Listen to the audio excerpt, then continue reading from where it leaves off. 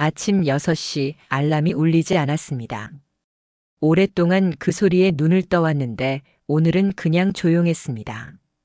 커튼 사이로 빛이 비스듬히 들어오고 옆자리는 이미 비어 있고 부엌 어딘가에서 물 끓는 소리가 들립니다.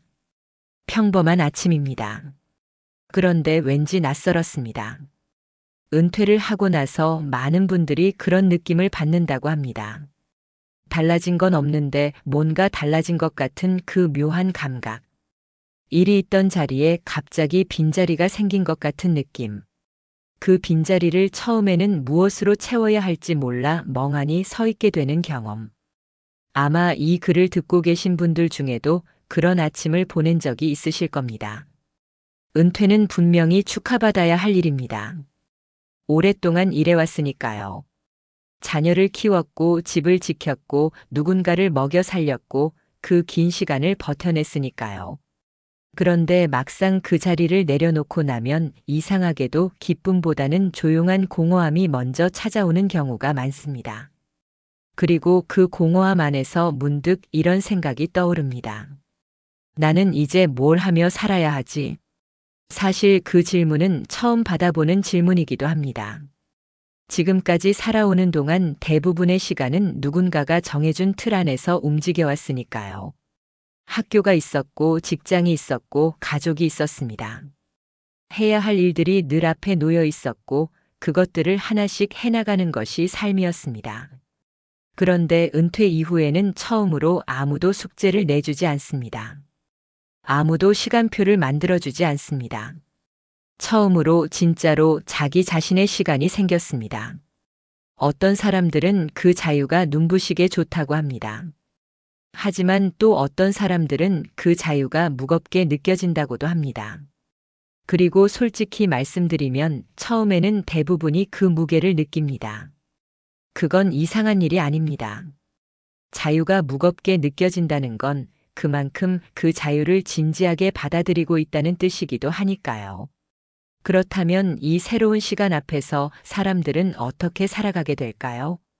어떤 사람들은 예전처럼 바쁘게 살려고 합니다.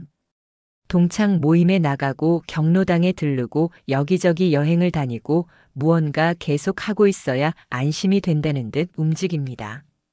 또 어떤 사람들은 반대로 집 안에서 조용히 지내다가 시간이 지나면서 점점 무기력해지기도 합니다. 둘 다 이해가 됩니다. 갑자기 생긴 시간 앞에서 무엇을 해야 할지 모를 때 사람들은 본능적으로 익숙한 것을 찾거나 아니면 모든 것을 놓아버리거나 하는 경향이 있으니까요. 그런데 그 사이 어딘가에 조금 다르게 사는 사람들이 있습니다. 화려하지도 않고 특별히 눈에 띄지도 않습니다. 그냥 조용하고 차분하게 자기 삶을 살아가는 사람들입니다. 처음 보면 그냥 평범한 노인처럼 보이기도 합니다. 그런데 가까이서 들여다보면 그 사람들의 눈빛이 조금 다릅니다. 어딘가 깊고 평온하고 무언가를 알고 있는 것 같은 눈빛입니다. 오늘 이 이야기는 바로 그런 사람들에 대한 이야기입니다. 은퇴 이후의 삶을 조금 다르게 그리고 어쩌면 더 지혜롭게 살아가는 사람들의 이야기. 그들이 어떤 선택을 했는지, 무엇을 내려놓았는지, 그리고 무엇을 새롭게 찾아냈는지에 대한 이야기입니다. 천천히 들어보시겠어요? 은퇴를 하고 나서 가장 먼저 변화를 느끼는 것 중 하나가 인간관계입니다. 직장이 있을 때는 자연스럽게 사람들과 연결되어 있었습니다. 매일 얼굴을 보는 동료가 있었고 술 한잔하며 넋두리를 나눌 수 있는 사람이 있었습니다. 업무 때문에 만나는 사람도 있었지만 그 만남들 속에서 나름의 유대감이 생기기도 했습니다. 그런데 그 울타리가 사라지고 나면 관계도 함께 달라집니다. 처음에는 그게 섭섭하게 느껴집니다. 같이 일하면서 그렇게 가깝게 지냈는데 퇴직을 하고 나니 연락이 뜸해지고 명절에 문자 하나 오면 다행인 사이가 됩니다. 생각해보면 당연한 일이기도 한데 막상 겪어보면 씁쓸한 맛이 납니다. 그게 다 이해관계 때문이었구나 하는 생각이 들기도 하고 내가 뭘 잘못한 건가 싶기도 합니다. 서울 마포에 사는 김 선생이라는 분이 있습니다. 37년간 중학교 교사로 일하다 은퇴한 분인데 처음 1년은 그 섭섭함이 꽤 컸다고 합니다. 학교에 있을 때는 동료 교사들과 점심도 같이 먹고 방과 후에 커피도 마시고 학교 행사 때는 자연스럽게 어울렸는데 막상 나오고 나니 그 연결이 갑자기 끊어지는 것 같았다고요. 처음에는 동창 모임도 자주 나가고 동네 친구들을 자주 만나려고 했습니다. 뭔가 채워야 할 것 같았거든요. 그런데 2년쯤 지나면서 이상한 일이 생겼습니다. 모임에 나가도 예전처럼 즐겁지 않았습니다. 대화는 이어지는데 마음은 어딘가 먼 곳에 가 있는 느낌이었습니다. 술자리에서 오가는 말들이 대부분 비슷했습니다. 자식 이야기, 건강 이야기, 누가 어떻게 됐다는 이야기. 그런데 그 이야기들이 진심으로 닿지 않았습니다. 듣고 있어도 피곤했고 집에 돌아오면 오히려 더 허탈한 느낌이 들었습니다. 그래서 김 선생은 조금씩 모임을 줄여나가기 시작했습니다. 처음에는 그게 혼자가 되는 것 같아서 무서웠다고 합니다. 친구를 잃는 것 같기도 했고 나이 들어서 사람들한테 외면받는 것 같기도 했습니다. 하지만 조금씩 줄여나가면서 신기한 일을 발견했습니다. 모임이 줄어드는 만큼 남은 관계들이 더 진해지기 시작했습니다. 의무적으로 만나던 자리들이 사라지고 나서 진짜로 보고 싶어서 만나는 사람이 누군지 보이기 시작했습니다. 40년 전 고등학교 동창 한 명과는 한 달에 한 번 꼭 만나서 산책을 합니다. 특별한 이야기를 하는 건 아닌데 그 사람과 함께 있으면 마음이 편하고 이상하게 기운이 난다고 합니다. 또 동네 도서관에서 독서 모임을 하면서 알게 된 이웃 한 분과는 일주일에 한 번 차를 마십니다. 나이도 다르고 살아온 배경도 다른데 이상하게 이야기가 잘 통하는 분입니다. 예전에는 아는 사람이 많아야 외롭지 않다고 생각했는데 김 선생은 이렇게 말합니다. 지금 보니까 그게 아니더라고요. 진짜 한 명, 두 명이 있으면 됩니다. 그 사람들이랑 있을 때 진심으로 편하고 내 이야기를 들어주고 저도 그 사람 이야기에 진심으로 귀 기울일 수 있으면 그게 전부예요. 사실 이건 심리학에서도 오래전부터 이야기해온 내용입니다. 인간은 나이가 들수록 넓은 관계보다 깊은 관계를 원하게 된다고 합니다. 젊었을 때는 새로운 사람을 만나고 네트워크를 넓히고 다양한 사람들과 교류하는 것이 의미 있게 느껴지지만 삶의 경험이 쌓이고 시간이 유한하다는 것을 몸으로 알게 되면 자연스럽게 진짜 의미 있는 관계에 집중하게 됩니다. 이건 나이 드는 것의 지혜 중 하나이기도 합니다. 그러니까 은퇴 이후에 인간관계가 줄어드는 것을 너무 슬프게만 볼 필요가 없습니다. 물론 외로움이 없다는 게 아닙니다. 사람이니까 외로울 때가 있습니다. 하지만 그 외로움을 무조건 채우려고 아무 모임에나 나가고 의미 없는 자리에 억지로 앉아 있는 것보다는 조금 기다리고 조금 선택하면서 진짜 관계를 남겨가는 것이 훨씬 나은 일입니다. 똑똑한 사람들은 이걸 압니다. 관계의 숫자가 줄어들어도 관계의 깊이가 깊어지면 오히려 더 풍요롭다는 것을. 관계 이야기를 하면서 외로움이라는 단어가 나왔는데 여기서 잠깐 멈춰서 생각해 볼 게 있습니다. 외로움과 혼자 있음, 이 두 가지가 같은 말처럼 들리지만 사실은 전혀 다른 것입니다. 외로움은 감정입니다. 연결되고 싶은데 연결되지 못할 때 느끼는 고통스러운 감각입니다. 누군가가 필요한데 아무도 없을 때 마음을 나누고 싶은데 들어줄 사람이 없을 때 오는 그 느낌. 그건 진짜 힘든 것이고 누구도 그 감정을 가볍게 봐서는 안 됩니다. 하지만 혼자 있음은 다릅니다. 혼자 있음은 상태입니다. 물리적으로 혼자인 시간. 그런데 이 혼자 있는 시간은 어떻게 보내느냐에 따라 완전히 다른 경험이 됩니다. 어떤 사람에게는 그 시간이 두렵고 불편하지만 어떤 사람에게는 그 시간이 가장 풍요로운 시간이기도 합니다. 오래전에 프랑스의 철학자 블레즈 파스칼이 이런 말을 남겼습니다. 인간의 불행은 모두 방 안에 혼자 조용히 있지 못하는 데서 온다. 처음 이 말을 들으면 좀 의아하게 느껴질 수 있습니다. 혼자 방 안에 있는 게 어떻게 행복과 연결이 된다는 건지. 하지만 곱씹어 보면 이 말 안에 깊은 진실이 담겨 있습니다. 사람은 혼자 있는 시간을 견디지 못할 때 자꾸 밖으로 나가려 합니다. 무언가를 하고 있어야 안심이 되고 누군가와 함께 있어야 안심이 됩니다. 그런데 그 안심이 진짜 안심이 아닐 때가 많습니다. 불안을 잠깐 덮는 것이지 불안이 사라지는 게 아닙니다. 그래서 집에 돌아오면 또 허전하고 또 무언가를 찾게 되는 악순환이 생깁니다. 반대로 혼자 있는 시간을 잘 보내는 사람은 다릅니다. 그 조용함 안에서 자기 자신과 이야기를 나눕니다. 오늘 있었던 일들을 되새기고 지나온 시간들을 천천히 돌아보고 아직 하지 못한 생각들을 꺼내어 살펴봅니다. 그리고 그 시간이 쌓이면서 자기 자신을 더 잘 알게 됩니다.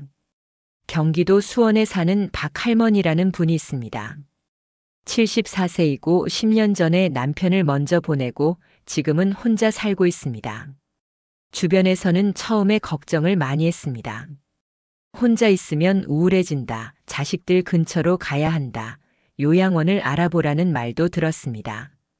하지만 박할머니는 가지 않았습니다. 대신 이런 루틴을 만들었습니다. 아침에 일어나면 창가에 앉아서 차 한 잔을 마십니다. 아무것도 하지 않고 그냥 창밖을 바라봅니다. 나무들이 바람에 흔들리는 것을 봅니다. 아파트 마당에서 비둘기들이 돌아다니는 것을 봅니다. 그러고 나서 일기를 씁니다. 특별한 내용이 아니어도 됩니다. 어제 꿈 얘기, 오늘 날씨, 문득 생각난 옛날 기억. 그냥 그날 자기 마음속에 있는 것들을 적습니다. 오후에는 동네를 산책합니다. 똑같은 길을 걷는데 그날 다른 것들이 보인다고 합니다. 어제는 미처 보지 못했던 담장 위의 고양이라든가, 새로 핀 꽃이라든가, 지나가는 아이의 웃음소리라든가.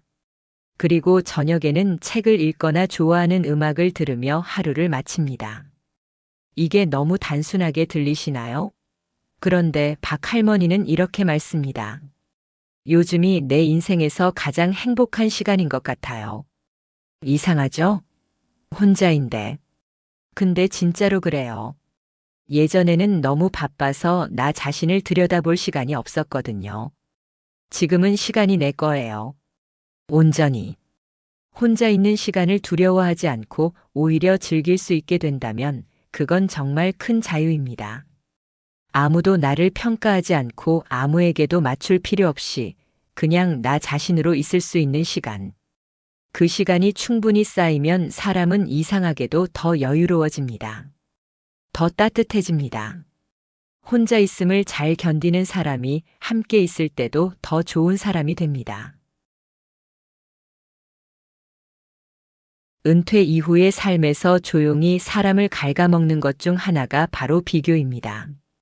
젊었을 때도 비교는 있었지만 그때는 비교의 대상이 주로 직장이나 연봉이나 자녀 교육이었습니다. 그런데 은퇴 이후에는 비교의 색깔이 조금 달라집니다. 누구는 해외여행을 자주 간다더라. 누구는 골프를 즐긴다더라. 누구는 자녀가 잘 챙겨준다더라. 누구는 건강검진에서 아무 이상이 없다더라. 이런 이야기들을 듣다 보면 자신도 모르게 자기 삶과 비교하게 됩니다. 나는 왜 저렇게 못하지?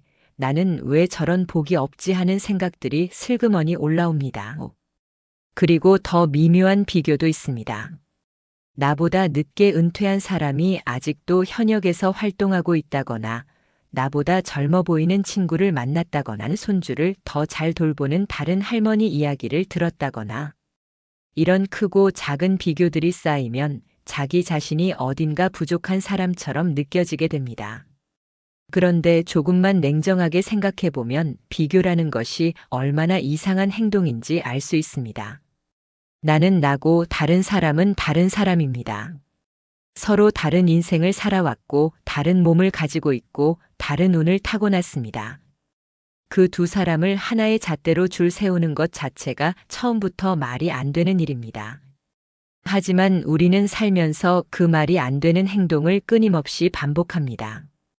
인천에 사는 최 씨라는 분이 있습니다. 65세에 공기업을 정년 퇴직했고 퇴직 후 처음 2년은 상당히 힘든 시간을 보냈다고 합니다. 비교 때문이었습니다. 같이 일하던 동료들 중 몇 명은 퇴직 후에도 자문 역할을 하거나 강의를 나가는 등 여전히 활발하게 활동하고 있었는데 자신은 별다른 것을 하지 않고 집에만 있는 것 같아서 스스로가 무가치하게 느껴졌다고 합니다. 모임에 나가면 자연스럽게 요즘 뭐 하세요? 라는 질문이 나오는데 그 질문이 가장 두려웠다고 합니다. 뭔가 대답할 게 있어야 할 것 같은데 그냥 쉬고 있습니다. 라는 말이 너무 초라하게 느껴졌습니다. 그래서 일부러 무언가를 찾으려 했습니다. 영어 학원도 등록해보고 사진 동호회에도 나가보고 봉사활동도 해봤습니다.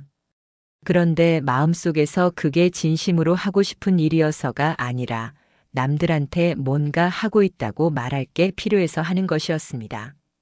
그러던 어느 날 우연히 도서관에서 책 한 권을 집었습니다. 미국의 철학자 헨리 데이비드 소로우가 쓴 글이었는데 거기에 이런 구절이 있었습니다. 남이 보기에 뭔가를 하고 있어야 한다는 강박이야말로 삶을 낭비하는 가장 큰 방법이라는 내용이었습니다. 정확히 그 말은 아니었지만 그 맥락의 이야기였습니다. 최 씨는 그 문장을 읽고 한참 동안 멍하니 앉아 있었다고 합니다. 그때 깨달았어요. 내가 뭔가를 하려고 한 게 나 자신을 위해서가 아니었구나. 남들한테 보이기 위해서였구나. 그리고 그 남들은 사실 나한테 그렇게 관심이 없는데. 다들 자기 살기 바쁜데. 그 깨달음 이후로 최 씨는 조금씩 비교해서 내려오기 시작했습니다. 남들이 뭘 하든 그건 그 사람 이야기고 자기는 자기가 진심으로 좋아하는 것을 하면 된다는 생각을 갖게 됐습니다. 지금 최 씨가 하는 일은 아주 단순합니다. 매일 아침 텃밭을 가꿉니다. 작은 땅에 상추, 고추, 토마토를 심고 키웁니다. 수확한 채소를 이웃에게 나눠주기도 하고 아내와 함께 그걸로 요리를 해먹기도 합니다. 뭔가 대단한 일이 아닙니다. 그런데 그 일이 이상하게 좋다고 합니다. 모임에서 요즘 뭐 하세요? 라고 물어봐도 이제는 거리낌 없이 말합니다. 텃밭 가꾸고 있어요. 요즘 토마토가 잘 됩니다. 비교해서 내려오는 것. 이게 말처럼 쉬운 일은 아닙니다. 수십 년간 그렇게 살아왔으니까요. 하지만 조금씩 연습할 수 있습니다. 남의 이야기를 들을 때 그게 내 이야기와 겹치는지 따져보는 대신 그냥 그 사람은 그렇게 사는구나 하고 흘려보내는 연습. 그 연습이 쌓이면 어느 날 문득 세상이 조금 더 가볍게 느껴집니다. 철학이라고 하면 뭔가 어렵고 딱딱한 이야기처럼 들릴 수 있습니다. 두꺼운 책들, 어려운 용어들, 접근하기 힘든 세계. 하지만 사실 가장 깊은 철학은 아주 소박한 일상 속에 있습니다. 소파에 앉아 창밖을 바라보는 그 몇 분, 산책하다 길가의 나무 앞에 멈춰 서는 그 순간, 잠들기 전에 오늘 하루를 돌아보는 그 조용한 시간. 그런 것들이 바로 철학하는 순간들입니다. 사색이라는 말이 있습니다. 생각을 깊이 한다는 뜻인데 은퇴 이후에 이 사색의 시간이 얼마나 중요한지는 실제로 나이 들어보기 전까지는 잘 모릅니다. 일하는 동안은 생각할 시간이 없습니다. 해야 할 일들이 너무 많아서 깊이 생각하는 것보다 빨리 처리하는 것이 더 중요합니다. 그렇게 수십 년을 살다 보면 자기 안에서 하고 싶었던 생각들이 쌓여 있는데 꺼내지 못한 채 묻혀 있게 됩니다. 은퇴 이후는 그 생각들을 꺼낼 수 있는 시간입니다. 살면서 한 번은 제대로 생각해 보고 싶었던 질문들, 예를 들면 나는 어떤 사람인가? 무엇이 나를 진심으로 기쁘게 하는가? 내가 후회하는 것들은 무엇이고 그 후회로부터 무엇을 배울 수 있는가? 지금 남은 시간 동안 어떻게 살고 싶은가? 이런 질문들을 조용히 앉아서 생각해 볼 수 있는 것이 은퇴 이후의 선물입니다. 물론 이런 생각들이 처음에는 불편하게 느껴질 수도 있습니다. 특히 후회에 관한 생각은 가슴이 무거워지기도 합니다. 그런데 그 무거움을 피하지 않고 조용히 들여다보면 이상하게도 그 안에서 새로운 것들이 보이기 시작합니다. 그때 그 선택은 잘못된 게 아니었다. 나는 그때 최선을 다했다. 그 경험이 있었기에 지금의 내가 있다. 이런 이해들이 생기면서 마음이 조금씩 평화로워집니다. 부산에 사는 정 선생이라는 분이 있습니다. 70세의 이분은 은퇴하고 나서 처음으로 일기를 쓰기 시작했습니다. 처음에는 그날 있었던 일들을 그냥 적는 정도였는데 쓰다 보니 자연스럽게 생각들이 올라왔습니다. 그날 누군가와 나눈 대화에서 느꼈던 감정이라든가 뉴스를 보다가 문득 떠오른 옛날 기억이라든가 그것들을 글로 써내다 보니 자기 자신을 훨씬 더 잘 알게 됐다고 합니다. 예전에는 내가 어떤 사람인지 생각해 볼 여유가 없었어요. 그냥 하루하루를 살았죠. 근데 지금은 써놓은 일기를 다시 읽어보면서 아, 나는 이런 것에 화가 나는 사람이었구나. 나는 이런 것에 감동을 받는 사람이구나 하는 것들이 보여요. 70이 되어서야 나 자신을 알아가는 중입니다. 정 선생은 웃으면서 이렇게 말합니다. 사색하는 습관은 거창한 것이 아닙니다. 하루에 30분, 아니 15분이어도 됩니다. 조용한 자리에 앉아서 혹은 천천히 걸으면서 그냥 생각하는 시간을 갖는 것입니다. 스마트폰을 내려놓고 텔레비전을 끄고 그냥 자기 자신과 함께 있는 시간. 그 시간이 쌓이면서 사람은 깊어집니다. 흔들리지 않게 됩니다. 무언가에 쉽게 동요되지 않는 내면의 중심 같은 것이 생깁니다. 사색과 함께 이야기할 수 있는 것이 독서입니다. 책 읽기를 좋아하셨던 분들이라면 이미 알고 계시겠지만 은퇴 이후에 책이 주는 의미는 젊었을 때와는 또 다릅니다. 젊었을 때의 독서는 종종 목적이 있었습니다. 자기 개발을 위해서, 업무에 도움이 되어서, 지식을 쌓기 위해서. 물론 순수하게 즐기기 위해서 읽기도 했지만 어딘가에 이 책을 읽었다는 것을 증명하거나 활용해야 할 것 같은 무의식적인 압박이 있기도 했습니다. 하지만 은퇴 이후의 독서는 달라질 수 있습니다. 아무 목적 없이 읽어도 됩니다. 읽다가 졸려서 잠들어도 됩니다. 중간에 재미없으면 덮어도 됩니다. 또는 한 문장이 너무 좋아서 거기서 멈춰 오랫동안 그 문장을 생각해도 됩니다. 읽는 속도에 맞춰줄 사람이 없고 완독을 해야 한다는 기준도 없습니다. 그냥 책과 나와의 이야기입니다. 특히 은퇴 이후에는 지금까지 읽지 못했던 책들을 읽을 수 있습니다. 언젠가 읽어야지 하면서 책장 한켠에 꽂혀 있던 책들, 제목만 알고 있던 고전들, 젊었을 때 어렵게 느껴졌던 철학책이나 역사책. 지금의 나이와 경험으로 읽으면 전혀 다르게 읽힙니다. 젊었을 때 읽었다면 그냥 지나쳤을 문장이 이제는 마음 깊은 곳에 닿기도 합니다.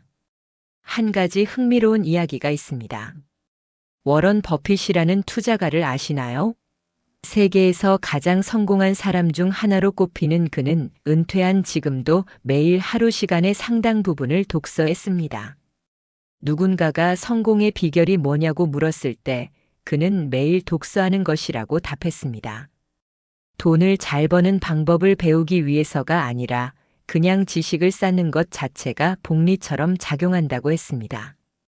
읽을수록 더 잘 이해하게 되고 더 잘 이해할수록 더 좋은 판단을 할 수 있게 된다고. 하지만 독서가 꼭 무언가를 위한 것일 필요는 없습니다. 그냥 좋아서 읽어도 됩니다. 소설 한 편 읽으면서 다른 사람의 삶 속으로 잠시 들어가 보는 경험은 오랫동안 같은 일상을 보낸 사람에게 신선한 환기를 주기도 합니다. 좋아하는 시인의 시를 소리내어 읽으면서 그 리듬을 느끼는 것도 좋습니다. 역사책을 읽으며 내가 살아온 시대의 큰 흐름을 새로운 눈으로 바라보는 것도 좋습니다. 책은 오래된 친구 같은 것입니다. 언제나 그 자리에 있고 대화를 강요하지 않고 내가 원할 때 열면 됩니다. 그리고 한번 깊이 나눈 대화는 오래 기억됩니다. 이제 몸 이야기를 잠깐 해볼게요. 은퇴 이후에 건강을 챙기는 것이 중요하다는 것은 모두 알고 있습니다. 그런데 건강을 챙긴다고 하면 많은 분들이 헬스장에 등록하거나 수영을 시작하거나 뭔가 체계적인 운동 프로그램을 떠올리는 경우가 많습니다. 물론 그런 것들도 좋습니다. 하지만 사실 가장 오래 지속할 수 있고 몸과 마음 모두에 좋은 운동이 있습니다. 바로 걷기입니다. 걷기라고 하면 너무 단순하게 들릴 수 있습니다. 하지만 걷기에는 단순히 다리를 움직이는 것 이상의 무언가가 있습니다. 좋은 속도로 좋은 길을 천천히 걸을 때 사람은 이상하게 생각이 정리됩니다. 복잡하게 엉켜있던 것들이 걷는 동안 자연스럽게 풀리기도 하고 아무 생각 없이 그냥 발걸음에만 집중하다 보면 마음이 평온해지기도 합니다. 루소도 칸트도 다윈도 모두 매일 걷는 것을 즐겼다고 합니다. 칸트는 매일 같은 시간에 같은 길을 걸어서 동네 주민들이 그를 보고 시간을 맞출 정도였다고 합니다. 산책을 하면서 생각을 정리하고 그 생각들이 그의 철학이 됐습니다. 대단한 사상도 결국은 걷는 동안 떠오른 생각에서 시작됐을지 모릅니다. 물론 칸트처럼 위대한 철학을 생각하지 않아도 됩니다. 그냥 동네를 한 바퀴 걸으면서 계절의 변화를 느끼는 것만으로도 충분합니다. 봄에는 꽃이 피는 것을 보고 여름에는 짙어진 나무 그늘 아래를 걷고 가을에는 발밑에 쌓이는 낙엽 소리를 듣고 겨울에는 차가운 공기를 들이마시는 것. 그 계절들을 몸으로 느끼면서 시간이 흐르고 있다는 것을, 그리고 내가 그 시간 속에 살아있다는 것을 조용히 실감하는 것. 걷기가 좋은 또 다른 이유는 생각보다 사람과의 연결이 자연스럽게 생긴다는 점입니다. 매일 같은 시간에 같은 길을 걷다 보면 비슷한 시간에 나오는 이웃들을 만나게 됩니다. 처음에는 그냥 눈인사만 나누다가 어느 날은 날씨 이야기를 하게 되고 그러다 보면 이름도 알게 되고 소소한 안부를 묻는 사이가 됩니다. 그 가벼운 연결이 생각보다 큰 위로가 되기도 합니다. 그리고 걷기는 강요하지 않아도 됩니다. 날씨가 너무 나쁘면 쉬어도 됩니다. 몸이 피곤하면 짧게 해도 됩니다. 스스로가 정한 규칙이고 스스로가 결정하는 일입니다. 그 자유로움 안에서 오래 지속할 수 있는 습관이 생깁니다. 은퇴 이후에도 무언가를 배우는 것이 의미가 있을까요? 어떤 분들은 이제 다 지나간 거지, 뭘 새로 배워라고 하시기도 합니다. 하지만 배운다는 것의 목적이 반드시 직업이나 자격증이나 취업을 위한 것만은 아닙니다. 무언가를 배우고 익히는 과정은 그 자체로 뇌에 좋은 자극이 됩니다. 새로운 것을 접할 때 뇌 안에서 새로운 연결이 생기고 그 연결이 뇌를 더 활발하게 유지시켜줍니다. 의학적으로도 새로운 배움이 인지 기능 유지에 도움이 된다는 연구들이 많습니다. 하지만 그런 이유를 떠나서라도 새로운 것을 배울 때 사람은 설레입니다. 그 설렘이 삶에 활기를 줍니다. 70대에 수채화를 시작한 분이 있습니다. 평생 미술과는 거리가 먼 삶을 살아왔는데 은퇴 후 우연히 동네 문화센터에서 수채화 기초 과정을 발견하고 한번 해볼까 하는 마음으로 등록했습니다. 처음에는 선생님 따라 그냥 기초적인 것들을 따라 그리는 정도였습니다. 그런데 몇 달이 지나면서 이상한 일이 생겼습니다. 산책을 나가도 예전과 다르게 보이기 시작했습니다. 하늘 색깔이 오늘은 어떤 파란색인지, 저 나무의 그림자가 어떤 모양으로 드리워져 있는지, 꽃잎에 새긴 빛에 따라 어떻게 달라지는지, 세상이 그림으로 보이기 시작했습니다. 그림을 잘 그리려고 배운 게 아니에요. 그냥 세상을 다르게 보게 된 거죠. 덤으로. 그분의 말입니다. 배움은 꼭 학교나 학원이어야 하는 것도 아닙니다. 유튜브에서 궁금한 것을 찾아보는 것도 배움입니다. 오래된 레코드를 꺼내어 그 음악이 만들어진 시대적 배경을 찾아보는 것도 배움입니다. 손주에게 스마트폰 사용법을 배우는 것도 배움입니다. 텃밭에서 식물의 생장 과정을 관찰하는 것도 배움입니다. 중요한 건 그 배움이 자신을 위한 것이어야 한다는 점입니다. 남에게 보여주기 위해서가 아니라 자신이 진심으로 궁금하고 관심이 가는 것을 향해서 천천히 나아가는 것. 그 자세가 있으면 나이는 배움의 장애물이 되지 않습니다. 오히려 깊이 있는 배움이 가능합니다. 젊었을 때보다 더 넓은 시야로 더 많은 경험을 바탕으로 새로운 것을 이해할 수 있으니까요. 이제 조금 더 마음속 깊은 이야기를 해볼까 합니다. 은퇴 이후의 삶을 잘 살아가는 사람들에게는 공통적으로 보이는 한 가지 태도가 있습니다. 그것은 바로 감사입니다. 감사라는 말이 너무 당연하게 들릴 수도 있습니다. 어릴 때부터 감사해야 한다는 말을 수없이 들어왔으니까요. 그런데 실제로 매일 감사하는 마음으로 사는 것은 말처럼 쉽지 않습니다. 우리는 오히려 불편하고 부족한 것들에 더 쉽게 주의가 쏠리도록 만들어져 있습니다. 뭔가 잘 되고 있을 때는 그게 당연하게 느껴지고 뭔가 불편하거나 나쁜 일이 생기면 그것이 훨씬 크게 느껴집니다. 그런데 의식적으로 감사하는 연습을 하면 이 패턴이 조금씩 바뀝니다. 아침에 눈을 떴을 때 오늘도 눈이 뜨였다는 것에 잠시 감사하는 것. 밥을 먹을 때 이것을 먹을 수 있다는 것에 감사하는 것. 그 작은 감사들이 하루의 색깔을 바꿔줍니다.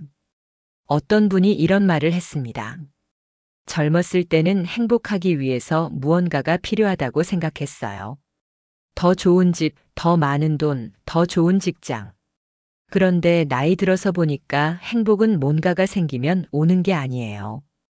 지금 이미 있는 것들을 보는 눈이 생길 때 오는 거더라고요. 연구에 따르면 매일 감사한 것을 3가지씩 적는 습관을 가진 사람들이 그렇지 않은 사람들보다 전반적으로 더 높은 행복감을 보고한다고 합니다. 거창한 것이 아니어도 됩니다. 오늘 먹은 점심이 맛있었다. 오늘 산책하면서 예쁜 꽃을 봤다. 오늘 딸에게서 안부 전화가 왔다. 그런 작은 것들입니다. 그리고 감사는 주변 사람들에게도 영향을 줍니다. 감사하는 마음을 가진 사람 곁에 있으면 왠지 기분이 좋아집니다. 그 사람이 특별히 무언가를 해주지 않아도 그 사람의 태도 자체가 주변에 좋은 기운을 줍니다. 그런 의미에서 감사는 자신을 위한 일이기도 하지만 주변을 위한 일이기도 합니다. 은퇴 이후에 많은 분들이 어려워하는 것 중 하나가 내려놓는 것입니다. 자녀들에 대한 걱정, 아직 하지 못한 것들에 대한 미련, 젊었을 때의 자신과 지금의 자신을 비교하는 마음, 늙어간다는 것에 대한 두려움. 이것들을 내려놓는 것이 말처럼 쉽지 않습니다. 특히 자녀에 대한 걱정은 많은 부모님들이 끝이 없다고 합니다. 자녀가 어릴 때는 학교 걱정, 크면 취업 걱정, 결혼하면 집 걱정, 아이가 생기면 육아 걱정. 은퇴를 해도 나이가 들어도 자녀에 대한 걱정은 좀처럼 사라지지 않습니다. 그리고 그 걱정이 때로는 자녀와의 관계를 어렵게 만들기도 합니다. 걱정이 지나치면 간섭이 되고 간섭이 지나치면 서로가 힘들어집니다. 내려놓는다는 것은 관심을 없애는 게 아닙니다. 사랑하지 않는 게 아닙니다. 그냥 그 사람의 삶을 그 사람에게 돌려주는 것입니다. 자녀는 자녀의 삶을 살 권리가 있고 그 삶에서 실수를 하고 배우는 것도 그 사람의 몫입니다. 부모가 모든 것을 막을 수도 없고 막는 것이 꼭 좋은 것도 아닙니다. 그것을 알면서도 내려놓기가 힘든 것이 부모의 마음이지만 조금씩 연습할 수 있습니다. 나이 듦에 대한 두려움도 마찬가지입니다. 몸이 예전 같지 않다는 것, 기억력이 조금씩 흐려진다는 것, 거울을 봤을 때 낯선 얼굴이 보인다는 것. 이런 변화들이 무섭게 느껴지는 건 자연스러운 일입니다. 하지만 그 두려움에 너무 많은 에너지를 쓰다 보면 지금 이 순간을 즐길 수 없게 됩니다. 동양의 옛 지혜 중에 이런 말이 있습니다. 흐르는 강물을 잡으려 하면 손이 상한다고. 강물은 흐르게 두고 그 흐름 옆에서 함께 걷는 것이 현명하다고. 나이 드는 것도 그렇습니다. 막을 수 없는 것을 막으려 할수록 더 힘들어집니다. 대신 그 변화와 함께 자연스럽게 걸어가는 것, 변해가는 자신을 적으로 대하지 않고 친구처럼 받아들이는 것, 그것이 내려놓는 연습입니다. 내려놓을 때 생기는 공간에 새로운 것들이 들어올 수 있습니다. 손에 쥐고 있던 것을 펼쳤을 때 비로소 다른 것을 받을 수 있듯이. 지금까지 꽤 많은 이야기를 했습니다. 관계에 대해서, 혼자 있는 시간에 대해서, 비교에서 내려오는 것에 대해서, 사색과 독서와 걷기에 대해서, 감사와 내려놓음에 대해서. 그런데 이 모든 이야기들이 결국 하나의 방향을 가리키고 있습니다. 그것은 바로 삶의 속도를 늦추고 자기 자신에게 집중하는 것입니다. 세상은 빠릅니다. 지금도 어딘가에서 엄청난 일들이 일어나고 있고, 뉴스는 매 시간 새로운 이야기를 쏟아내고, 스마트폰은 끊임없이 무언가를 알려줍니다. 그 흐름 안에 있다 보면 자기 자신의 속도를 잃어버리기 쉽습니다. 세상의 속도에 맞추려다 보면 자기 자신이 원하는 것이 무엇인지 생각할 틈이 없어집니다. 은퇴 이후는 처음으로 그 속도에서 내려올 수 있는 기회입니다. 세상이 어떤 속도로 돌아가든 내 하루는 내가 정할 수 있는 시간. 그 자유를 잘 쓰는 것이 은퇴 이후의 삶을 잘 사는 방법입니다. 구체적으로 생각해 본다면 이런 것들부터 시작해 볼 수 있습니다. 하루에 30분 아무것도 하지 않는 시간을 만들어 보는 것입니다. 책도 읽지 않고 텔레비전도 보지 않고 스마트폰도 내려놓고 그냥 조용히 앉아 있는 시간. 처음에는 불편합니다. 뭔가를 해야 할 것 같은 조급함이 올라옵니다. 하지만 그 불편함을 조금씩 견뎌가다 보면 어느 순간부터 그 시간이 편안해집니다. 그리고 그 고요한 시간 안에서 아주 조용한 목소리가 들려오기 시작합니다. 자기 자신의 진짜 목소리가. 또 한 가지는 인간관계를 천천히 정리해 나가는 것입니다. 억지로 끊어낼 필요는 없습니다. 그냥 조용히 줄여나가면 됩니다. 가야 하는 것 같아서 가는 모임들을 하나씩 줄여보고, 만나고 나서 기운이 빠지는 사람들과의 만남을 조금씩 멀리해보고, 대신 만나고 나서 기운이 나는 사람들과의 시간을 소중히 여기는 것입니다. 그 과정에서 진짜 관계가 드러납니다. 비교를 줄이는 연습도 있습니다. 누군가의 이야기를 들을 때, 무의식적으로 나와 비교하게 될 때 잠깐 멈추고 이렇게 생각해 보는 것입니다. 그 사람은 그 사람의 길을 가고 있고 나는 나의 길을 가고 있다. 쉽지 않지만 연습이 쌓이면 자연스럽게 됩니다. 그리고 진심으로 좋아하는 것을 찾아보는 것입니다. 잘 해야 한다는 기준 없이, 남에게 보여줘야 한다는 부담 없이, 그냥 자신이 할 때 시간이 빨리 가고 기분이 좋아지는 것. 그것이 무엇인지 천천히 찾아가는 것. 그 과정 자체가 이미 의미 있는 삶입니다. 이 모든 것들이 하루아침에 될 일은 아닙니다. 조금씩 천천히 자기 속도에 맞게 가면 됩니다. 마치 작은 텃밭에 씨를 심고 매일 조금씩 물을 주고 싹이 올라오는 것을 기다리는 것처럼 서두르지 않아도 됩니다. 이야기를 마무리하면서 처음에 던진 질문으로 돌아가 봅니다. 은퇴 이후 똑똑한 사람들은 어떻게 살까요? 그들이 특별히 더 많이 가진 것은 아닙니다. 더 좋은 집이나 더 많은 돈이 있어서가 아닙니다. 더 건강하거나 더 운이 좋아서도 아닙니다. 다만 그들은 하나의 것을 알고 있습니다. 그것은 바로 혼자 있는 시간이 두려운 것이 아니라 귀한 것이라는 사실입니다.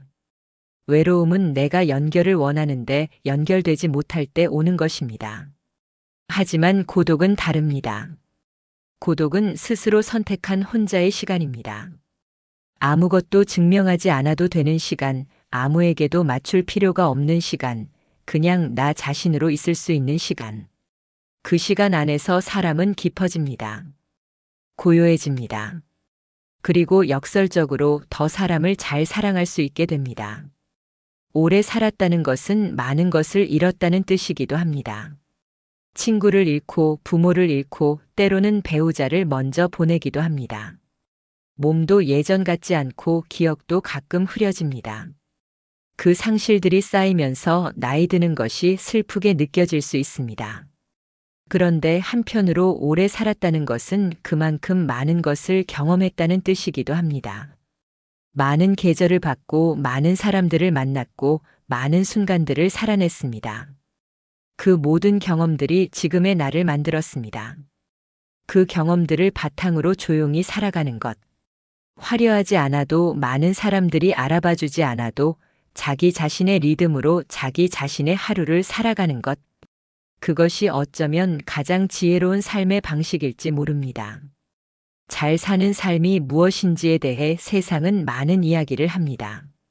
더 많이 가져야, 더 많이 경험해야, 더 건강해야, 더 활발해야 잘 사는 것이라고. 하지만 어쩌면 진짜 잘 사는 삶은 지금 이 순간 여기에 조용히 있을 수 있는 것일지도 모릅니다. 오늘 마신 차 한 잔의 맛을 천천히 느끼고 창밖에 내리는 빗소리를 그냥 듣고 오늘 하루를 살아냈다는 것에 조용히 감사하는 것. 그것으로 충분합니다. 은퇴 이후의 시간은 사실 인생에서 처음으로 진짜 나를 위한 시간입니다. 누군가를 위해서가 아니라 무언가를 증명하기 위해서가 아니라 그냥 내가 살고 싶은 대로 살 수 있는 시간. 그 시간을 외로움으로 채우기보다 현명한 고독으로 채울 수 있다면 그 삶은 분명 아름다울 것입니다. 오늘도 어딘가에서 누군가는 이른 아침 창가에 앉아 차를 마시며 창밖을 바라보고 있을 것입니다. 누군가는 혼자 동네를 천천히 걷고 있을 것입니다. 누군가는 오래된 책 한 권을 꺼내어 좋아하는 문장의 밑줄을 긋고 있을 것입니다. 그 조용한 시간들 속에서 그들은 알고 있습니다. 이것으로 충분하다는 것을, 이 고요함이 사실은 무엇보다 풍요롭다는 것을, 그 잔잔한 삶을 오늘 이 이야기를 들으신 여러분도 함께 살아가시길 바랍니다. 천천히 그리고 온전하게. 잠깐 지금 이 이야기를 듣고 계신 분들께 먼저 여쭤보고 싶습니다. 오늘 자녀에게 연락하셨나요? 아니면 자녀가 먼저 전화를 걸어왔나요? 혹시 며칠째 아무 연락도 없어서 괜찮다고 혼자 다독이면서도 마음 한켠이 허전하신 분은 없으신가요? 부모라는 자리는 참 이상합니다. 자식이 어릴 때는 하루에도 수십 번 눈을 마주쳤는데 결혼하고 나면 어느 순간부터 연락 한 통이 이토록 무겁고 이토록 기다려지는 것이 됩니다. 그 연락이 오지 않는 날이면 아무렇지도 않은 척하면서 괜히 핸드폰 화면을 한 번 더 보게 됩니다.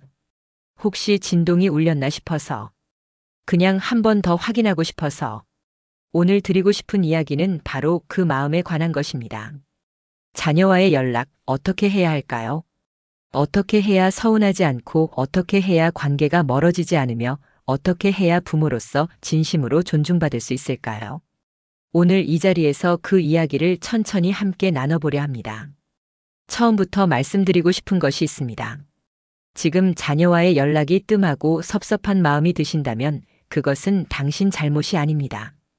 그 마음은 지극히 자연스럽고 충분히 이해할 수 있는 감정입니다. 다만 오늘 이 이야기를 들으시고 나면 그 관계를 조금 다른 눈으로 바라보실 수 있게 되길 바랍니다. 그러면 분명 무언가가 달라질 것입니다. 이런 상황 익숙하지 않으신가요? 아침에 눈을 뜨면 제일 먼저 핸드폰을 확인합니다. 카카오톡 알림이 와 있을까 하고. 하지만 아무것도 없습니다.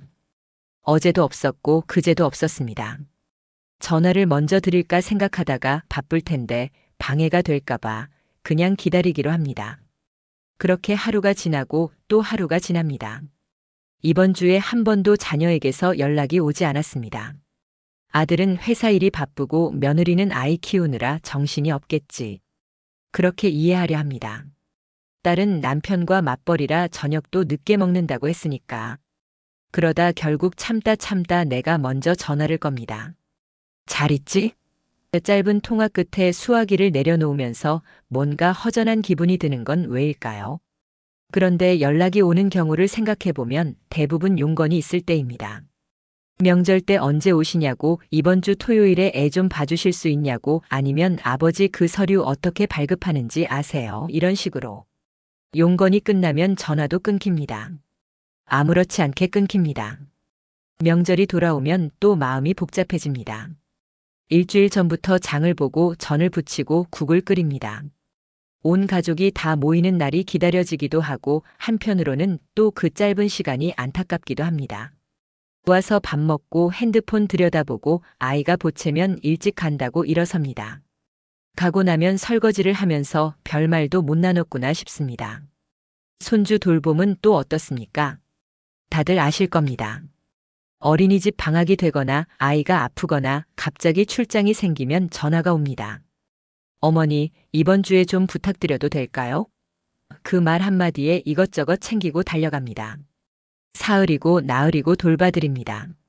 그리고 아이를 데리러 올 때 웃으며 감사해요 한마디 하고는 아이 손잡고 그냥 갑니다.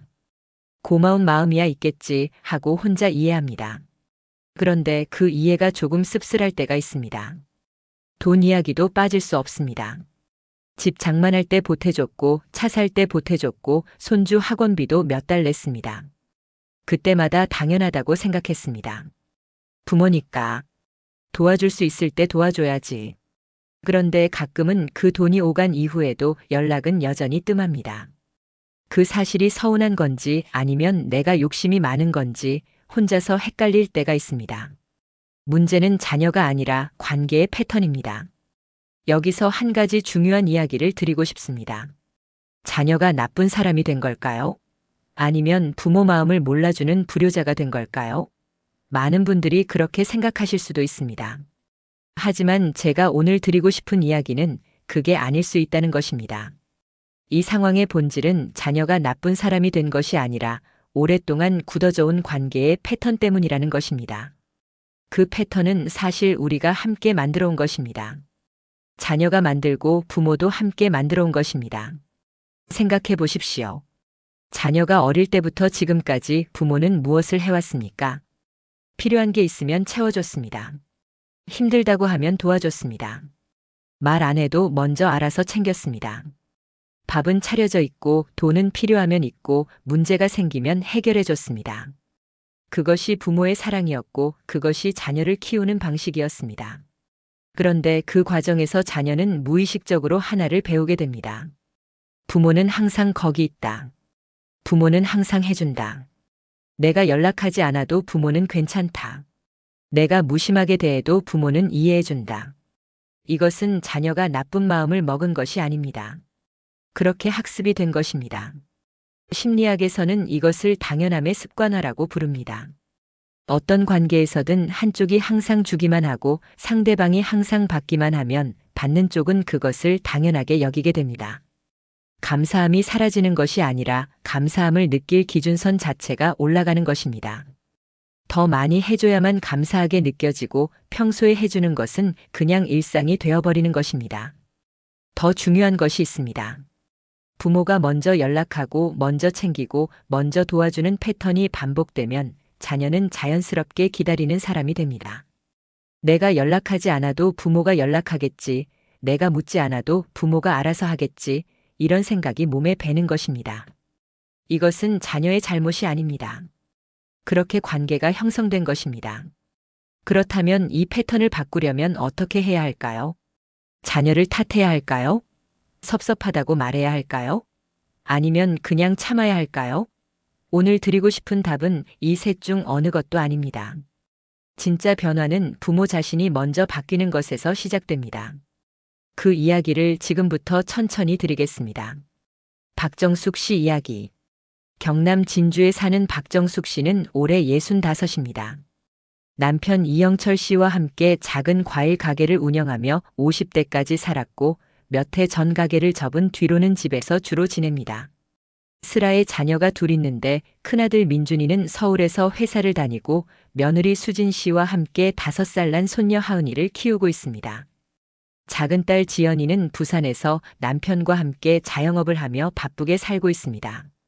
정숙 씨는 평생을 자녀를 위해 살았다고 해도 지나치지 않습니다. 민준이가 대학 가던 해에 학비를 마련하려 가게 일을 2배로 늘렸고 지연이가 결혼할 때는 전세 보증금에 보태라고 모아둔 돈을 거의 다 내줬습니다.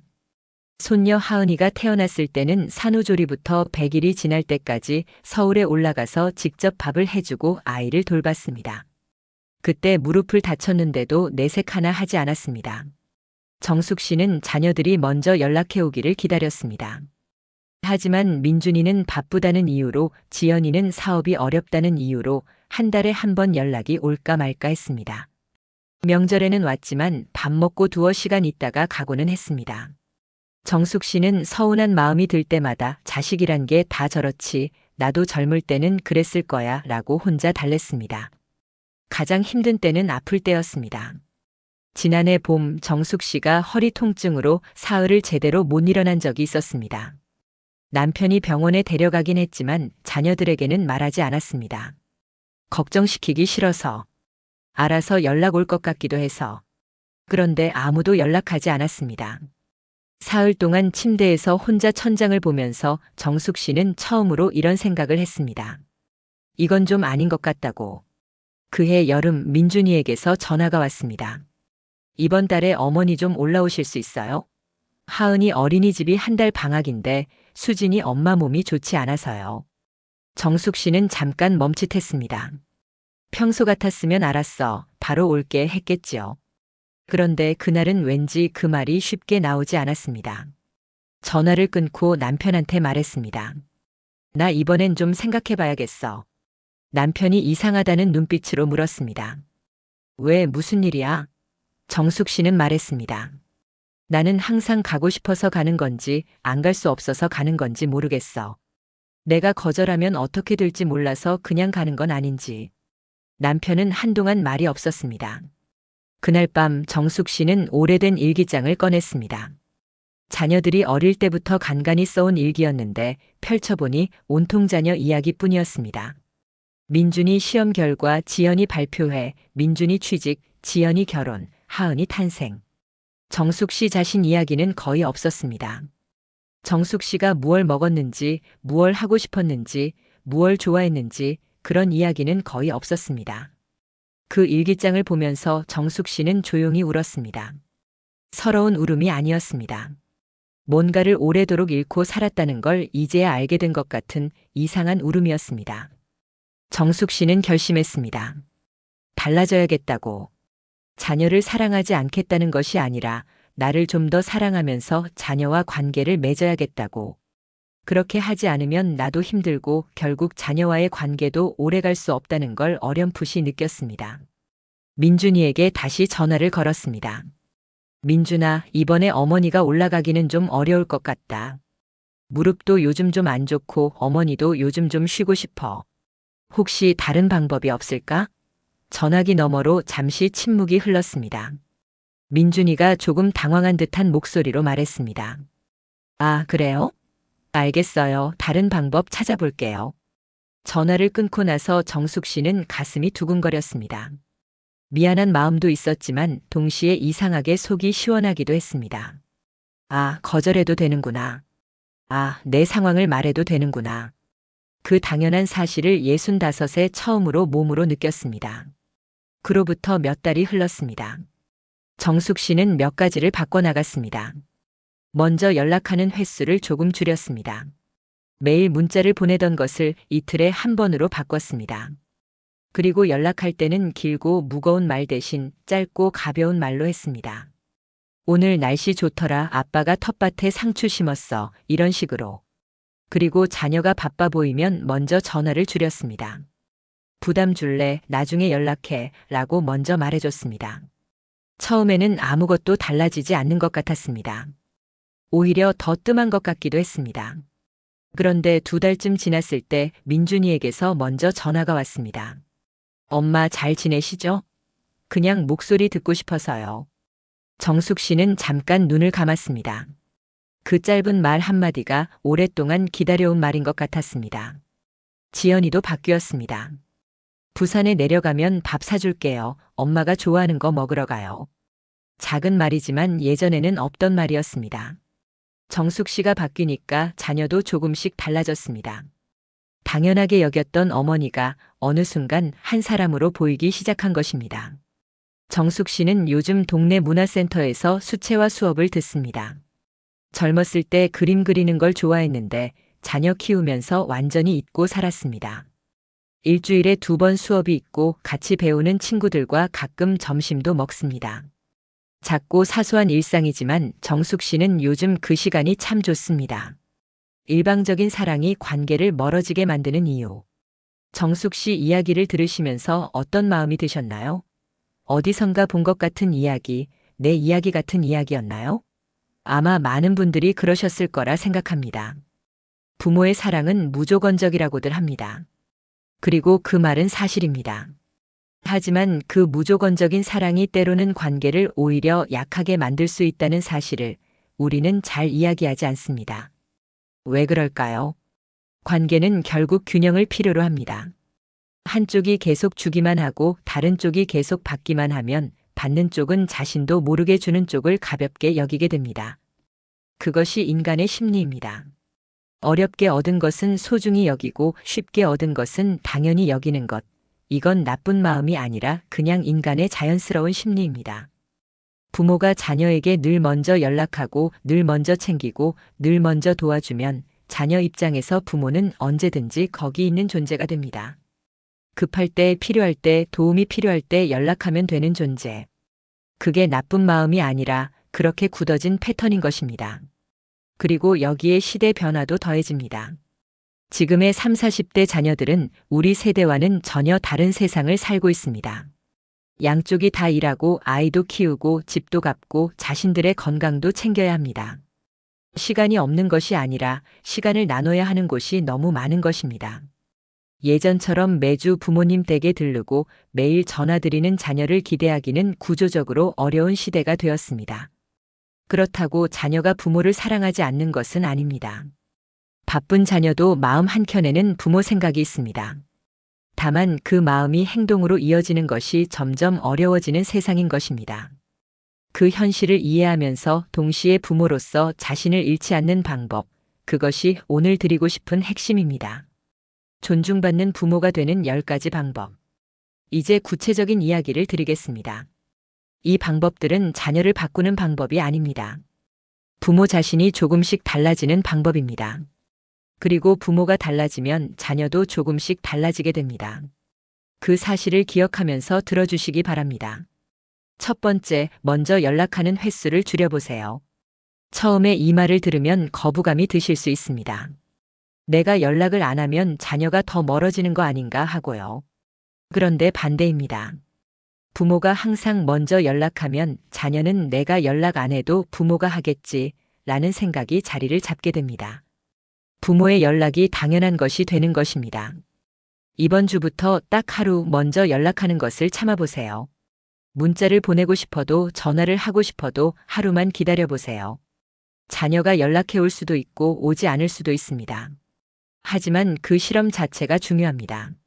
내가 먼저 하지 않아도 괜찮다는 것을 몸으로 느끼는 것. 예를 들어 매일 저녁 안부 문자를 보내던 것을 이틀에 한 번으로 바꿔보세요. 처음에는 어색하지만 조금씩 자연스러워집니다.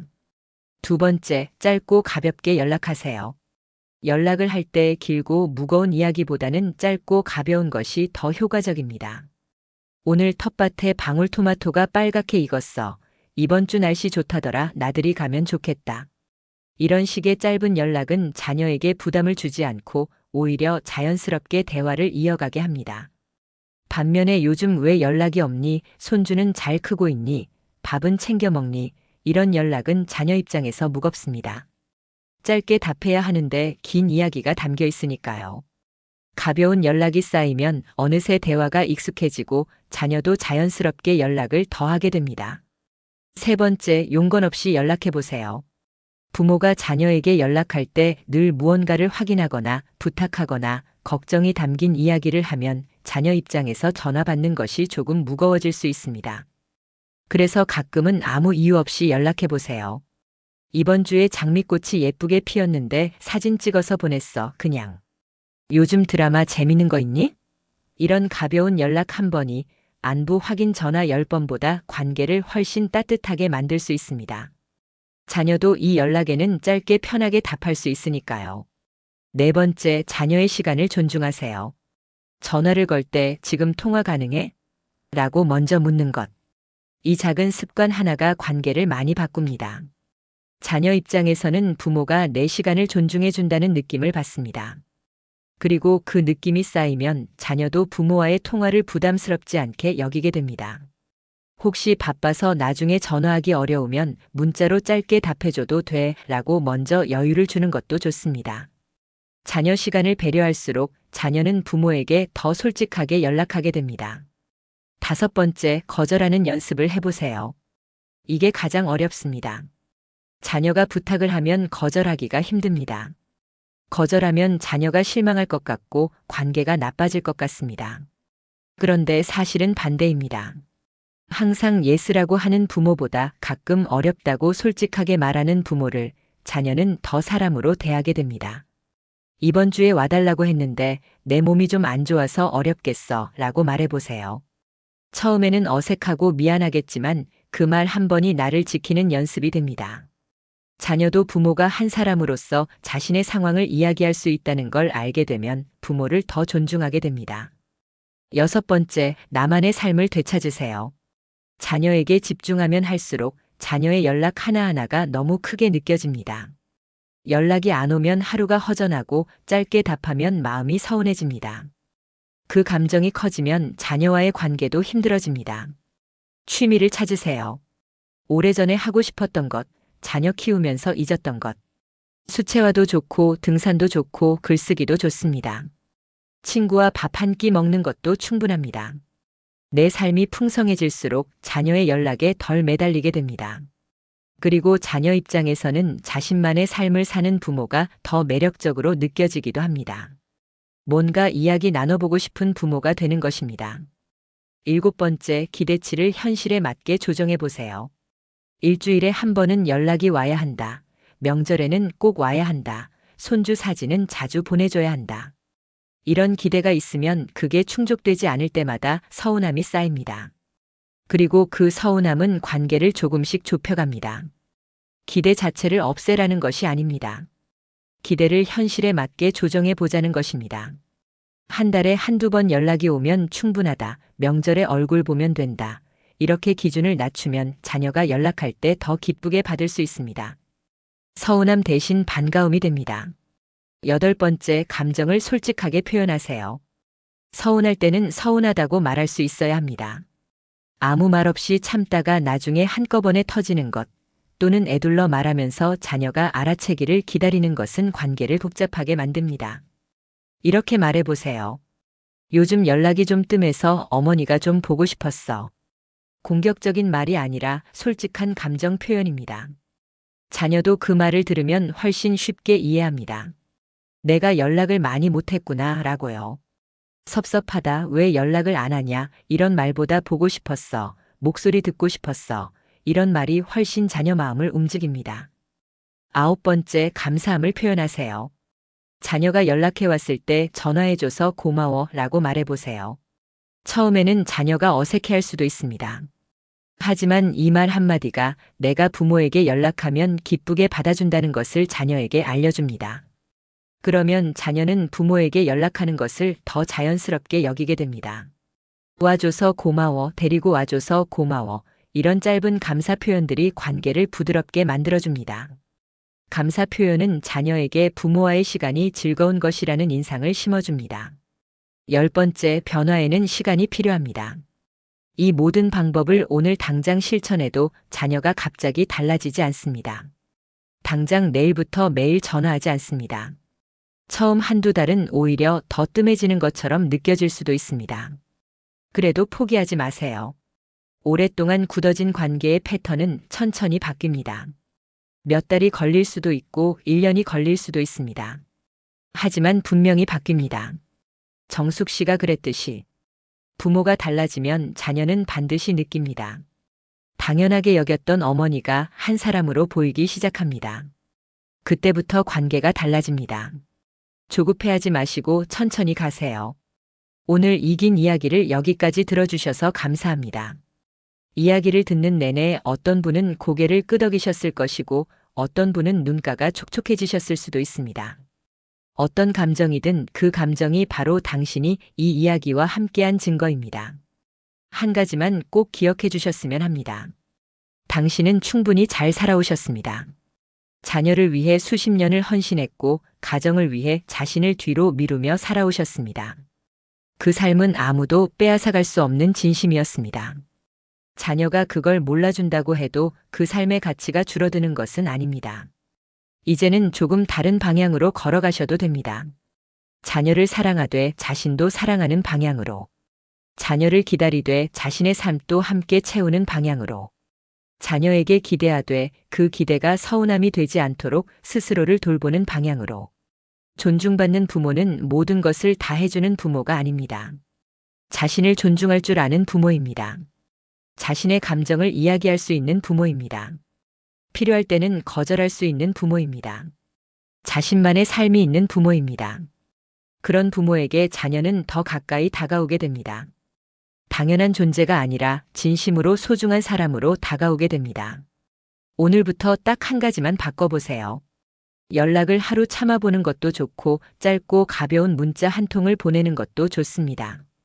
아니면 오랫동안 하고 싶었던 것 하나를 오늘 시작해보는 것도 좋습니다. 큰 변화가 아니어도 됩니다. 작은 것 하나 그것으로 충분합니다. 당신의 남은 시간이 기다림보다 충만함으로 채워지길 바랍니다. 자녀의 연락을 기다리면서도 그 사이사이가 당신만의 따뜻한 시간으로 가득 차길 바랍니다. 그리고 언젠가 자녀가 먼저 전화를 걸어왔을 때 목소리에서 진심이 느껴지기를 바랍니다. 그날은 분명 옵니다. 오늘도 고생 많으셨습니다. 당신은 충분히 잘하고 있습니다. 여러분 혹시 이런 생각해 보신 적 있으신가요? 아침에 눈을 뜨자마자 또 하루를 버텨야 한다는 생각에 한숨부터 나오고 아직 오지도 않은 내일 걱정 때문에 오늘 하루가 무거워진 적은 없으신지요? 건강 걱정, 자식 걱정, 돈 걱정, 사람 걱정까지 돌아보면 걱정은 끝이 없고 마음은 늘 분주하기만 합니다. 그런데 가만히 생각해 보면이 세상에 태어난 사람 중에 죽지 않은 사람은 단 한 명도 없었습니다. 왕도 장군도 부자도 천재도 결국은 모두 같은 길을 갔고 같은 결말을 맞았습니다. 그럼에도 우리는 마치 영원히 살 것처럼 쓸데없이 마음을 갉아먹는 근심과 걱정을 끌어안고 살아갑니다. 여러분은 지금 어떤 걱정을 안고 계십니까? 이 걱정이 정말로 내 인생 끝까지 붙잡고 가야 할 만큼 중요한 문제인지 아니면 그냥 지나가도 될 바람 같은 생각인지 한 번쯤은 차분히 돌아볼 필요가 있습니다. 옛사람들은 이런 말을 남겼습니다. 사람이 늙어서 가장 후회하는 것은 못 이룬 꿈이 아니라 쓸데없이 마음 조이며 보낸 시간이라고 말입니다. 지나고 나면 다 별일 아니었는데 그때는 왜 그렇게 심각했는지 스스로도 이해가 안 된다는 고백이 많았습니다. 실제로 오래 산 어르신들의 이야기를 들어보면 공통적으로 이런 말을 합니다. 조금만 덜 걱정할 걸. 조금만 더 나 자신을 아낄 걸. 남의 시선보다 내 마음을 먼저 챙길 걸. 그렇게 살았더라면 인생이 훨씬 가벼웠을 거라고 말입니다. 여러분, 인생은 길어 보여도 생각보다 짧습니다. 젊을 때는 하루가 더디게 가지만 나이가 들수록 시간은 눈 깜짝할 사이에 흘러갑니다. 그렇게 흘러간 세월 속에서 남는 것은 얼마나 애웠느냐보다 얼마나 편안했느냐입니다. 그래서 오늘 이 영상에서는 어차피 누구나 언젠가는 끝을 맞이하는 인생이라면 괜히 마음 다치지 않고 쓸데없는 걱정에 삶을 낭비하지 않으면서 조금 더 편안하고 단단하게 살아가는 방법에 대해 이야기해 보려 합니다. 다만 분명한 것은 앞으로 이어질 이야기 속에는 여러분이 고개를 끄덕이게 될 장면도 있을 것이고, 아, 이런 생각은 미처 못 해봤구나 하고 마음이 조금은 가벼워지는 순간도 있을 것입니다. 옛날에 한 노인이 이런 말을 했다고 전해집니다. 사람은 걱정을 해결해서 편해지는 게 아니라 걱정을 내려놓는 순간 비로소 편해진다고 말입니다. 이 말이 무슨 뜻인지, 그리고 어떻게 살아야 정말로 마음이 편해지는 지금부터 천천히 말씀드리도록 하겠습니다. 여러분, 인생을 오래 살아보니 가장 먼저 내려놓아야 할 것이 하나 있었습니다. 바로 모든 사람에게 잘 보이려는 마음이었습니다. 젊을 때는 남의 시선이 그렇게도 중요합니다. 말 한마디 행동 하나에도 혹시 오해받지는 않을지 괜히 미움받지는 않을지 늘 신경을 씁니다. 그래서 하고 싶은 말도 삼키고 하기 싫은 일도 억지로 떠안으며 살아갑니다. 하지만 나이가 들고 나서 돌아보면 그렇게 애써 맞춰준 사람들 중 끝까지 곁에 남아있는 사람은 많지 않습니다. 오히려 나를 이용했던 사람, 내 호의를 당연하게 여겼던 사람들만 기억에 남습니다. 옛말에 이런 속담이 있습니다. 사람은 고개를 숙이면 밟힌다. 이 말은 교만해지라는 뜻이 아니라 자기 자신을 너무 낮추며 살지 말라는 뜻입니다. 실제로 예전에 한 마을에 항상 웃으며 남의 부탁을 거절하지 못하는 노인이 있었습니다.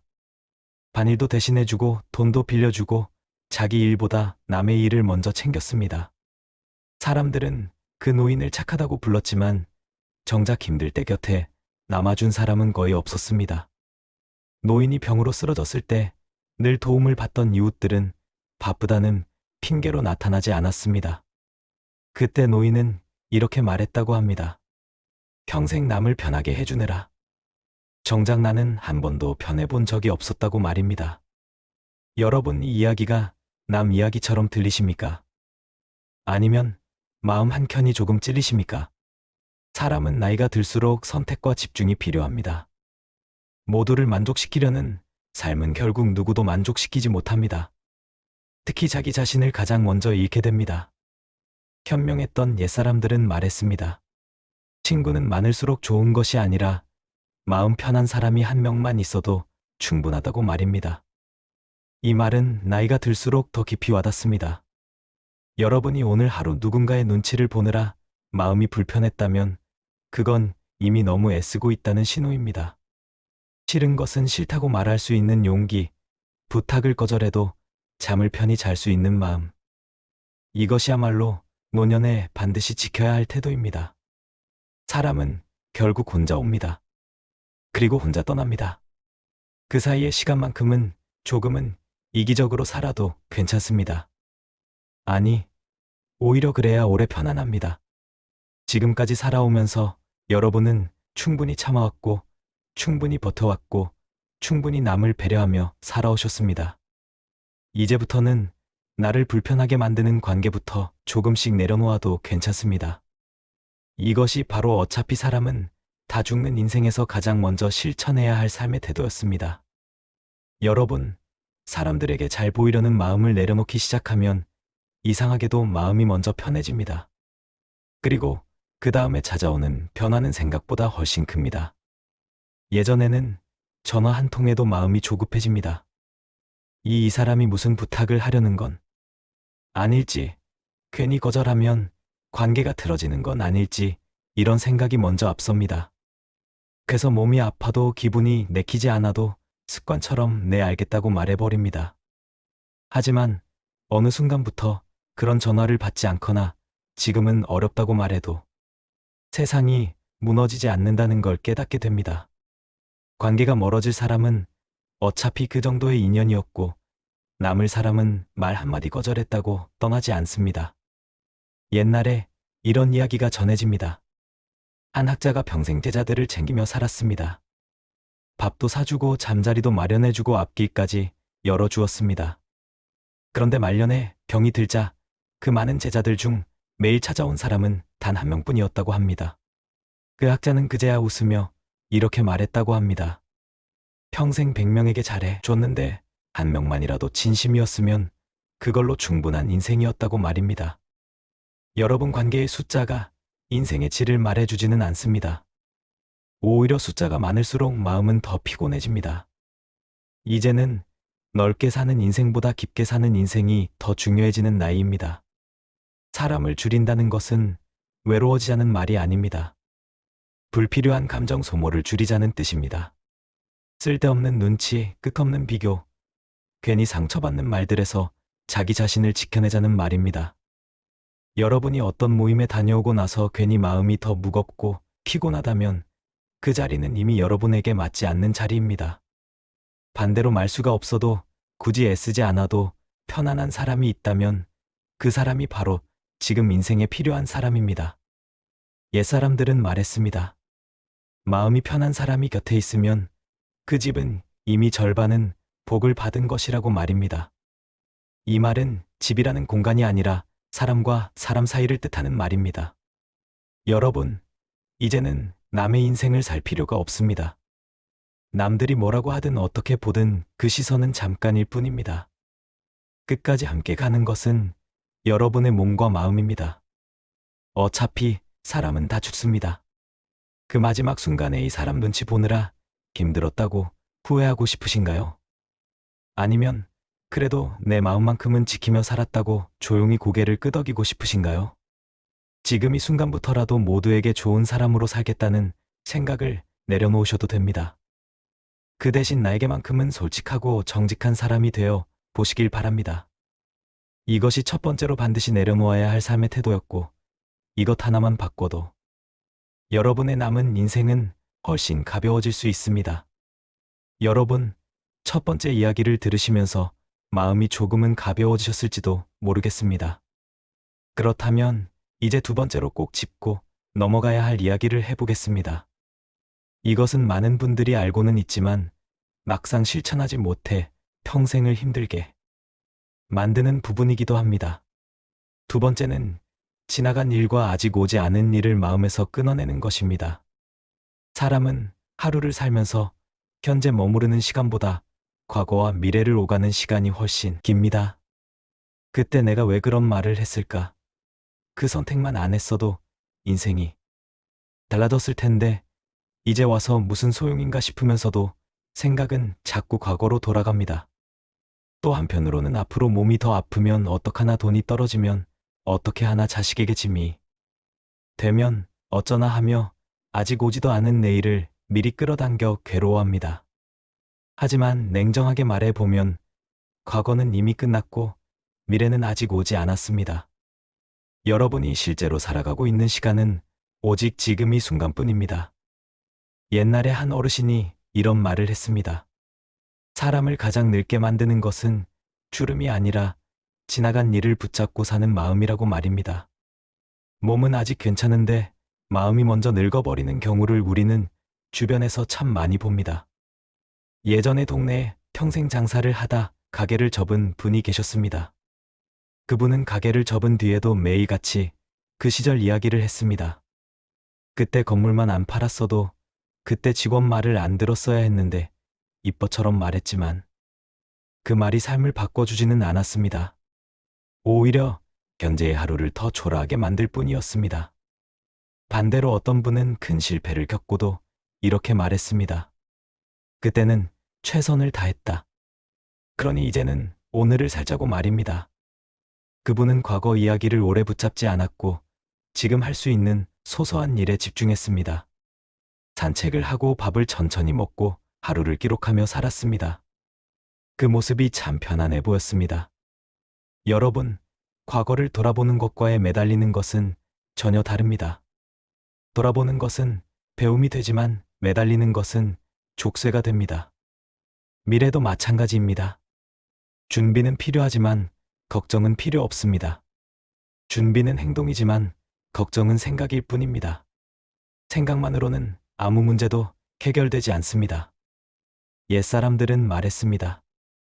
내일 비가 올지 걱정하며 오늘을 굶지 말라고 말입니다. 비가 오면 그때 우산을 쓰면 되고 오늘은 오늘의 해를 즐기면 됩니다. 여러분이 오늘 하루 밥 한 끼를 먹으면서도 다음 달 걱정, 내년 걱정을 하고 계셨다면 그건 이미 너무 멀리가 있는 마음입니다. 지금 숨쉬고 있는 이 순간, 따뜻한 햇살, 조용한 오후의 모든 것이 여러분의 실제 삶입니다. 과거를 내려놓고 미래를 조금만 내려놓아도 현재는 훨씬 선명해집니다. 그리고 현재가 편해지면 인생 전체가 덜 무거워집니다. 이것이 바로 어차피 사람은 다 죽는 인생에서 두 번째로 반드시 익혀야 할 삶의 태도입니다. 여러분, 앞에 두 이야기를 들으시면서 공통으로 느껴지는 것이 하나 있으셨을 겁니다. 결국 인생을 힘들게 만드는 것은 사건 그 자체가 아니라 그것을 대하는 우리의 태도라는 점입니다. 이제 마지막 세 번째 이야기를 해보겠습니다. 이것은 나이가 들수록 더 중요해지고 늦게 때다를수록 가장 아쉬움이 많이 남는 삶의 방식입니다. 세 번째는 결과보다 하루의 리듬을 지키며 사는 것입니다. 사람들은 늘 이렇게 말합니다. 이 나이에 뭘 더 하겠냐고 말합니다. 이미 다 늦었다고 말합니다. 하지만 인생을 끝내놓고 돌아보는 사람들의 말은 전혀 다릅니다. 그들은 대단한 성공을 못 이룬 것을 후회하지 않았습니다. 대신 하루하루를 아무 생각 없이 흘려보낸 시간을 가장 많이 아쉬워했습니다. 옛날에 이런 이야기가 전해집니다. 두 노인이 있었습니다. 한 사람은 늘 이렇게 말했습니다. 이제 나이도 들었고 몸도 예전 같지 않으니 그냥 쉬다 가자고 말입니다. 다른 한 사람은 큰 목표는 없었지만 매일 같은 시간에 일어나고 같은 시간에 밥을 먹고 같은 길을 걸었습니다.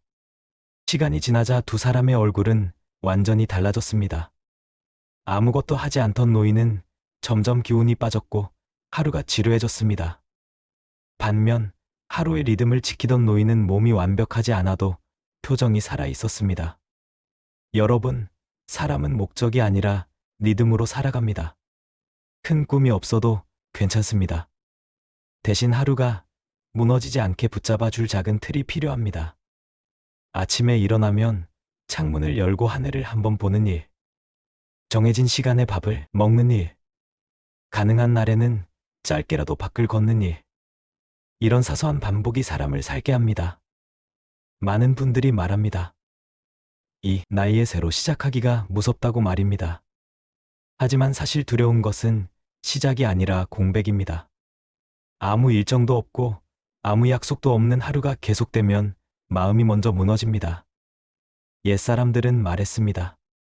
사람은 할 일이 있을 때 늙지 않는다고 말입니다. 여기서 말하는 할 일은 돈을 버는 일이 아닙니다. 누가 시키지 않아도 스스로 정해놓은 하루의 약속입니다. 여러분이 오늘 하루를 보내고 나서 그래도 오늘은 이 정도면 잘 보냈다고 말할 수 있다면 그 하루는 이미 성공한 하루입니다. 남들과 비교할 필요도 없고 과거와 견줄 필요도 없습니다. 어차피 사람은 다 죽습니다. 그 마지막에 남는 것은 성과표가 아니라 하루하루의 감정입니다.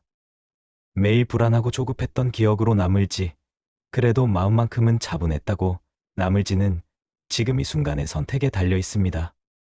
여러분, 이제는 인생을 증명하려 애쓰지 않아도 됩니다. 누구에게 보여주기 위한 삶이 아니라 스스로 견딜 수 있는 삶이면 충분합니다. 하루의 리듬을 지키며 사는 것. 이것이 바로 어차피 끝이 정해진 인생에서 가장 현명하고 가장 인간다운 선택입니다. 여러분, 지금까지 함께 나눈 이야기를 천천히 되짚어 보시면 공통된 흐름이 하나 있습니다. 인생을 괴롭게 만드는 것은 결국 나이도 상황도 아니라 마음의 방향이라는 점입니다. 사람들에게 잘 보이려 애쓰느라 스스로를 소모하지 말고 이미 지나가 버린 일과 오지도 않은 일을 붙잡고 오늘을 망치지 말며 하루하루를 버티는 것이 아니라 리듬을 지키며 살아가라는 이야기였습니다. 이 세 가지를 모두 완벽하게 지키며 살 필요는 없습니다. 다만 기억해 두셨다가 마음이 흔들릴 때 하나씩 떠올리시면 충분합니다. 오늘은 조금 덜 애웠는지, 오늘은 괜히 지나간 일로 스스로를 괴롭히지 않았는지, 오늘 하루만큼은 무너지지 않았는지 이 정도만 돌아봐도 삶은 훨씬 부드러워집니다. 여러분, 인생은 생각보다 복잡하지 않습니다. 우리가 스스로 복잡하게 만들 뿐입니다. 걱정을 내려놓으면 허무해질 것 같지만 막상 내려놓고 나면 허전함보다 편안함이 먼저 찾아옵니다. 많은 어르신들이 마지막에 이런 말을 남깁니다. 조금 더 즐길 걸, 조금 더 웃을 걸. 괜히 그렇게 심각하게 살지 말 걸이라고 말입니다. 이 말은 아무 생각 없이 살라는 뜻이 아니라 쓸데없는 무게를 내려놓고 살라는 뜻입니다. 여러분은 이미 충분히 열심히 살아오셨습니다. 누군가의 부모로, 누군가의 배우자로, 누군가의 책임을 지는 어른으로 그 역할 하나만으로도 충분히 했었습니다.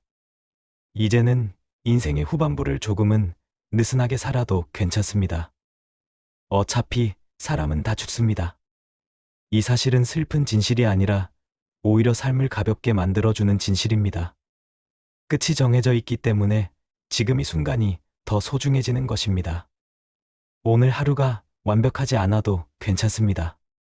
마음이 조금 흔들려도 괜찮습니다. 다만 스스로를 미워하지는 마십시오. 오늘의 나를 인정해주는 것만으로도 내일은 조금 더 편해질 수 있습니다. 여러분, 남은 시간은 줄어들지만 남은 선택은 아직 많습니다. 어떤 마음으로 하루를 시작할지, 어디까지 내려놓을지, 어떤 속도로 살아갈지는 지금 이 순간에도 여러분의 손에 달려 있습니다. 부디 남은 인생만큼은 걱정보다 숨을 고르고 비교보다 자신의 속도를 믿고 후회보다 오늘의 작은 편안함을 선택하시길 바랍니다. 이 이야기가 여러분의 마음 한켠에 오래 남아 어느 날 문득 숨이 막힐 때 조용히 떠올릴 수 있는 말이 되었으면 합니다. 오늘도 여기까지 함께 해주셔서 고맙습니다. 여러분의 하루가 조금 더 가볍고 조금 더 따뜻하기를 진심으로 바랍니다.